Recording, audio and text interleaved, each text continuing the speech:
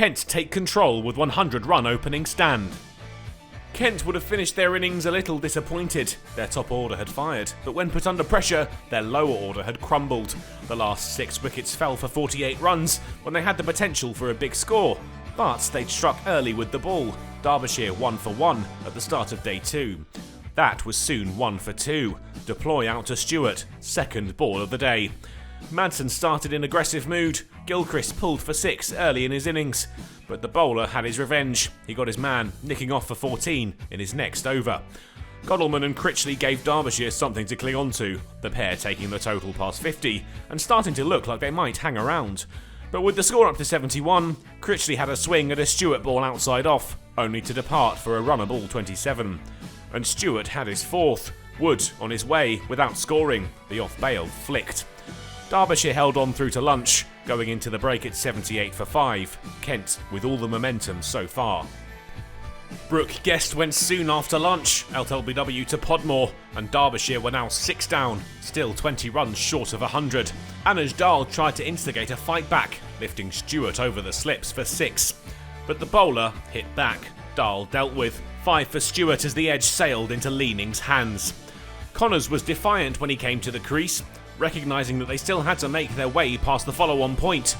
Boundaries came thick and fast from his blade.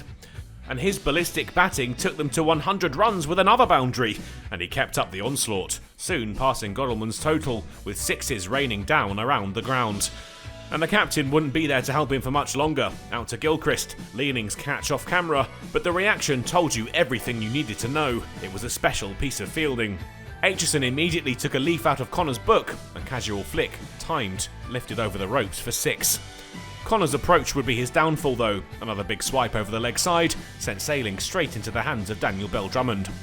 Aitchison went the other way off Gilchrist, but found the same man, out for 13. Derbyshire all out for 156, Kent leading by 129. Derbyshire had never really got going. Stewart, electric with the ball, prevented them from producing any real momentum, and they'd been saved from the follow-on, largely thanks to the late hitting of Connors, who top-scored with 39 off 28. With such a good head start to help them, Crawley and Cox were in no rush, happy to take the opportunities when they came. And that approach took them to an unbeaten opening stand of 50 runs, sealed when Cox drove down the ground for 4. And they were still together at tea, the score up to 67, and the lead now just 4 short of 200. It was more of the same after the break, Crawley and Cox scoring at a decent rate now. Crawley was all over an Aitchison bumper, sent to the ropes to bring up a timely 50 off 79 balls. And he wasn't done there. Back-to-back boundaries off Dahl took them to the cusp of, and then beyond 3 figures. Crawley had time for one more boundary, a deft touch off Dahl, the latest in a string of good shots. But a more expansive one let him down, out for 68, handing Godalming a simple catch. Bell-Drummond joined Cox at the crease, and there was time for the opener to pick up his 50. Aitchison cut away for 1 to reach the mark of 105 balls. He signed off the day with a 6 off Critchley, a mighty blow, emphasising Kent's great position at the end of the day. The score was 147 for 1 at the close, but that represented a lead of 276, a quite imposing total already. And they have 9 wickets in hand.